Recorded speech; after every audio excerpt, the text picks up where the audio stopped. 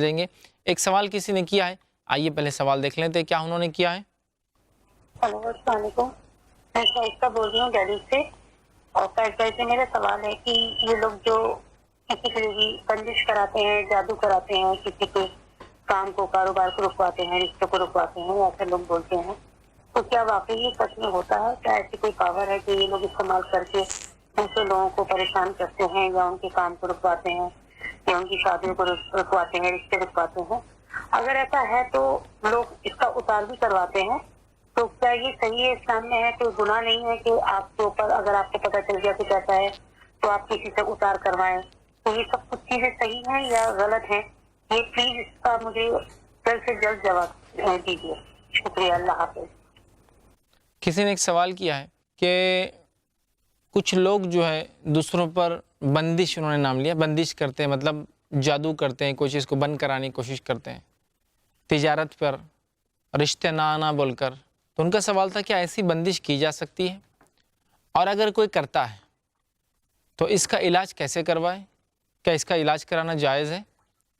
تو دیکھیے، سب سے پہلی چیز تو یہ کہ جادو ہوتا ہے، یہ حقیقت ہے، ہم آگے انشاءاللہ اس کی تفصیلات لیں گے۔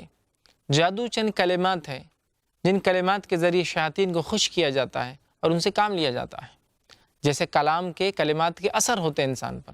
آپ فریش تیار ہو کے گھر سے باہر نکلے، کسی چھوٹے سے بچے نے آپ کو گالی دے دی، آپ کو غصہ آ جاتا ہے، اس کے اس گالی والے کلام نے آپ کو غصے میں لا دیا۔ تو جادو بھی ایک کلام ہے، یاد رکھیے، ٹھیک ہے؟ تو لہٰذا جادو کی حقیقت ہے۔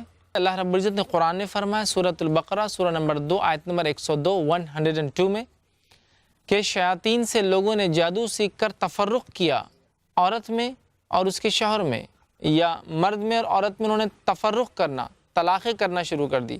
تو پتہ چلا جادو کے ذریعے لوگوں نے بابل میں عورت اور مرد میں طلاقیں کرنا شروع کر دی، جبکہ یہ فرشتے بابل میں جو آئے تھے دو، وہ آزمائش تھے ان کے لیے۔ بہرحال تو اس سے پتہ چلا وہ تفرق کر سکتے ہیں، محبت کو نفرت میں تبدیل کر سکتے ہیں۔ اور سحر اسی لیے کہا جاتا ہے جادو کو عربی زبان میں کہ تبدیلی لانا، اچانک تبدیلی، محبت نفرت میں تبدیلی، نفرت محبت میں تبدیلی، صحت بیماری میں تبدیل، اس طرح سے ہو جاتا ہے جادو کے اندر، اچھائی برائی میں تبدیل ہو جاتی جادو کے ذریعے۔ لہٰذا جو نظر بندی ہوتی ہے، اسی لیے اسے سحر کہا جاتا ہے، جادو کہا جاتا ہے، اچانک تبدیل ہو جانا۔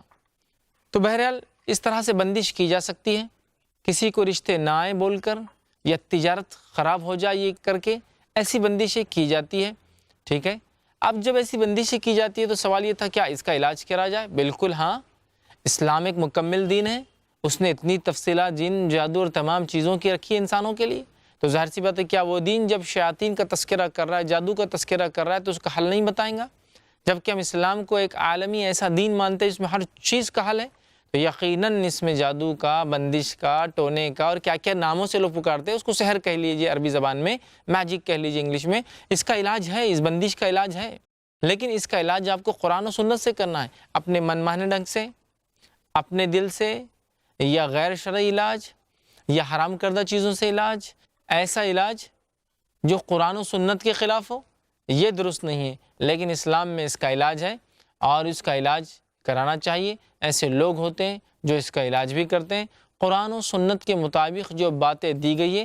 انشاءاللہ عزیز ہم ڈسکس کریں گے جادو کے تعلق سے، اس کے علاج کے تعلق سے بھی، لیکن بہرحال یہاں مختصر سے بتا دیتا ہوں۔ آپ سورۃ البقرہ کو گھر میں پڑھا کریں۔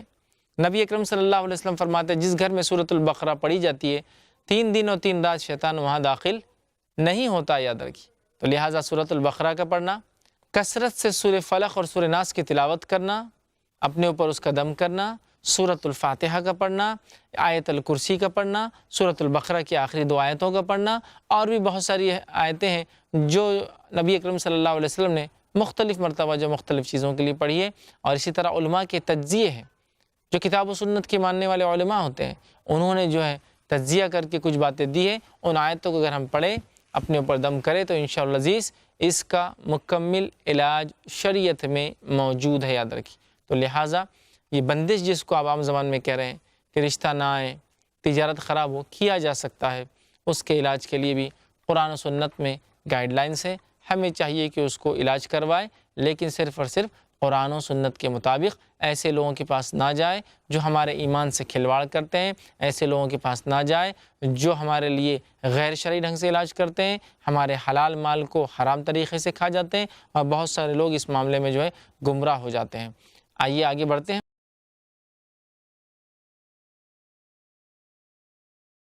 السلام علیکم، آپ بھی ہمارے اس کام میں تعاون کریں اپنی زکات و صدقات کے ذریعے۔ ڈونیشن ڈیٹیلز کے لیے ڈونیٹ اس پر کلک کریں۔ اگر آپ کو ہمارے ویڈیوز پسند آئے ہیں تو اسے شیئر کریں اور ثواب کے حقدار بنیں۔ روزانہ ہمارے ویڈیوز کو پانے کے لیے ہمارے یوٹیوب چینل کو سبسکرائب کریں اور بیل آئکن دبائیں۔ ہم سے دیگر سوشل میڈیا پر جڑنے کے لیے ویڈیو میں دیے گئے آئی ڈیز کو سرچ کریں۔ جزاک اللہ۔